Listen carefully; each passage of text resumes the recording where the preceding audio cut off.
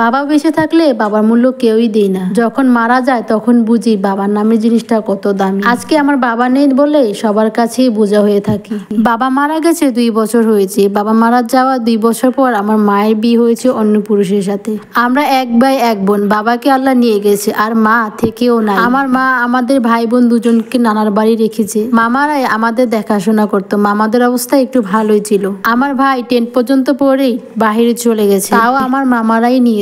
এখন আমার 16 বছর। এখন আমি বড় হয়ে গেছি, সবার বোঝা হয়ে গেল। আমাকে দিয়ে দিলে নাকি সবার বোঝা চলে যাবে। মামারা হচ্ছে গিয়ে এক সময় দিয়েছে, এখন আর দেয় না। তাদের সবার সংসার হয়ে গেছে, বউ বেটি হয়ে গেছে, কেউ আর কেউর দিকে তাকায় না। চাইলে পাওয়া যায়, না চাইলেই পাওয়া যায় না। আর আমার তো লজ্জাই লাগে টাকা চাইতে। মামাদের কাছে তো দূরের কথা, কারো কাছেই না। আগে যখন ছোট ছিলাম তখন কেউ টাকা দিলে লজ্জায় নিতাম না হাতে, আর এখন বড় হয়েছি এখন নাকি খুঁজে নিতে হবে। তো যাই হোক, আমি এখন বড় হয়েছি, এখন আমার বিয়ে দেওয়ার পালা। সবার টেনশন, সবাই একটা ভালো ছেলে খুঁজে পেয়েছে, সবার নাকি পছন্দ হয়েছে, কিন্তু আমার হয়নি। তারপরও মেনে নিয়েছি, বাবা নেই, কি করব। মামারা যেখানে দেয় সেখানেই যেতে হবে, করার কিছু নেই। ছেলেদের পরিস্থিতি তো অনেক ভালো, আমাদের পরিচিত মানুষ।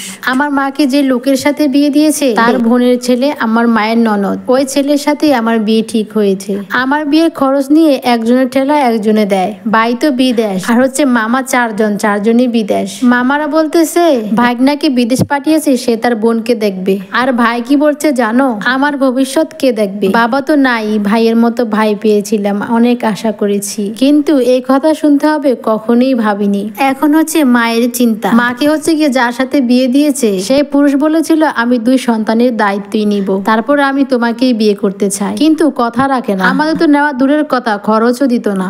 বাবা তুমি কেন চলে গেলে এত তাড়াতাড়ি আমাকে ছেড়ে? তুমি যদি থাকতে আজকে আমার এত কিছু দেখতে হতো না। বাবা তুমি আবার ফিরে আসো না প্লিজ।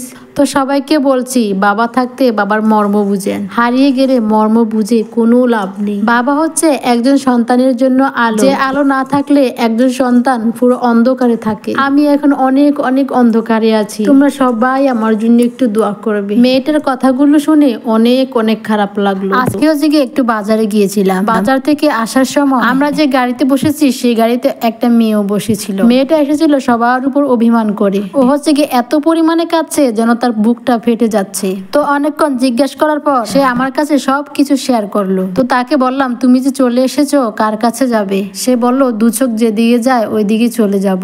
আমি বললাম রাগ করতে নেই মা, তোমার তো এই পৃথিবীতে কেউই নেই, তাদের কাছেই চলে যাও, তারা হয়তো একটা সিদ্ধান্ত নিবেই। তাকে বললাম আমরা তোমার জন্য আল্লাহর কাছে দোয়া করব, আল্লাহ তোমাকে সুখে রাখবে মা, ধৈর্য ধরো। এই পৃথিবীতে কোথাও শান্তি নেই, ধৈর্য ধরো, 5 ওয়াক্ত নামাজ পড়ো, আল্লাহর কাছে 2টা হাত উঠিয়ে বলো, আল্লাহ শান্তি দিবে।